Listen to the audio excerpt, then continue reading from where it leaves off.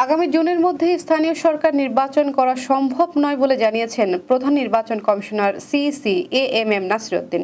তিনি বলেছেন, আমাদের টার্গেট ডিসেম্বর এবং জাতীয় নির্বাচন। জুনে নির্বাচন করা সম্ভব যদি 16 লাখ মৃত ভোটারকে বাদ দেওয়া না হয় এবং নতুন ভোটারদের বাদ দিয়ে নির্বাচন করা হয়, তবেই সেটা সম্ভব হবে। ভোটার তালিকা হালনাগাদের কার্যক্রম আগামী জুন মাসে শেষ হবে বলে জানান তিনি। সোমবার রাজধানীর আগারগাঁওয়ে নির্বাচন প্রশিক্ষণ ইনস্টিটিউট মিলনায়তনে এক অনুষ্ঠানে তিনি এসব কথা বলেন। নির্বাচন কমিশন বিটে কর্মরত সাংবাদিকদের সংগঠন RFEDর নতুন কমিটির দায়িত্ব গ্রহণ উপলক্ষে এই অনুষ্ঠানের আয়োজন করা হয়। সিইসি মনে করেন, স্থানীয় সরকার সংস্কার কমিশন জুনের মধ্যে স্থানীয় সরকার নির্বাচন সম্ভব বলে যে বক্তব্য দিয়েছেন, এটি তাদের দৃষ্টিভঙ্গি থেকে বলেছেন। তিনি বলেন, সংস্কার কমিশন বিজ্ঞ এবং জ্ঞানী লোকজন। এই বিষয়ে সিইসির কোনো মন্তব্য নেই। এ বিষয়ে একটি রাজনৈতিক বিতর্ক চলছে।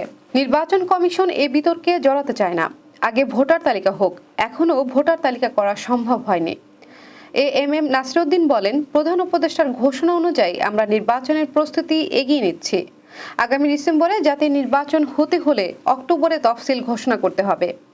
বিদ্যমান আইনশৃঙ্খলা পরিস্থিতিতে জাতীয় সংসদ নির্বাচন করা সম্ভব কিনা এমন প্রশ্নের জবাবে সিইসি বলেন, আমরা মনে করি ডিসেম্বর আস্তে আস্তে এই পরিস্থিতি স্থিতিশীল হবে।